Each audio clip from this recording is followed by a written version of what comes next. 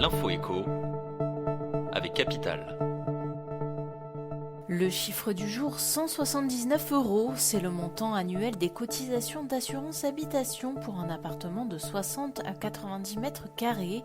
Le comparateur Assureland a confronté les prix pratiqués par les principaux assureurs et a ainsi établi le classement des régions les plus chères en la matière. Au sommet de celle-ci, l'Île-de-France, où les particuliers dépensent 231 € par an. Juste devant la Provence-Alpes-Côte d'Azur, 228 €. Les Bretons peuvent se réjouir avec une assurance habitation moyenne de seulement 139 €. Les logements individuels plus grands, entre 90 et 130 mètres carrés, et plus fournis en immobilier sont évidemment plus onéreux à assurer, 248 € en moyenne en 2020. L'info pratique Capital. Avant de profiter enfin de votre retraite, sachez qu'il est judicieux de bien vérifier le montant de votre pension. Méfiez-vous des informations données par votre caisse de retraite. On retrouve encore un grand nombre d'erreurs, prévient Dominique Prévert du cabinet spécialisé Optima Retraite. Pour vous éviter les déconvenues, Capital a listé 10 erreurs fréquentes à ne pas faire lors de votre départ à la retraite. Sur votre relevé de carrière, la totalité des trimestres pour enfants est-elle bien indiquée? Les emplois à l'étranger ou les petits boulots ont-ils été pris en considération? Une checklist indispensable à connaître.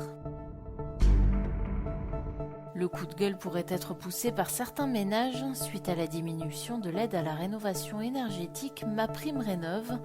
L'Agence nationale de l'habitat qui distribue cette subvention pour le compte de l'État a constaté une recrudescence des pratiques commerciales agressives et frauduleuses de la part d'entreprises véreuses, ainsi que des dérives inflationnistes sur certains types de travaux. Pour décourager ces entreprises malhonnêtes, l'agence a décidé de revoir le barème de l'aide à la baisse.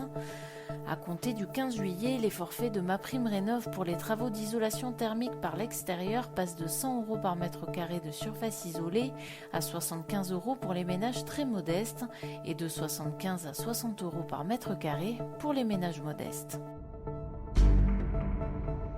On termine par la prime à la conversion. Le dispositif sera bien prolongé, mais avec de nouvelles conditions, a annoncé jeudi le ministre de l'économie. Les bonus pour l'achat d'un véhicule propre et la prime à la conversion ont été un immense succès. Les 200 000 primes à la conversion prévues seront épuisées d'ici à la fin du mois de juillet, a indiqué Bruno Le Maire devant le Sénat, précisant qu'une prime à la conversion attractive serait conservée pour accélérer la baisse des émissions de CO2 et le renouvellement du parc automobile français. Cette prime à la conversion de 3 000 € pour une voiture essence ou diesel et 5 000 € pour une électrique avait été mise en place pour aider les constructeurs à écouler leur stock de véhicules qui n'avaient pas pu être vendus durant le confinement. C'était l'info écho avec Capital.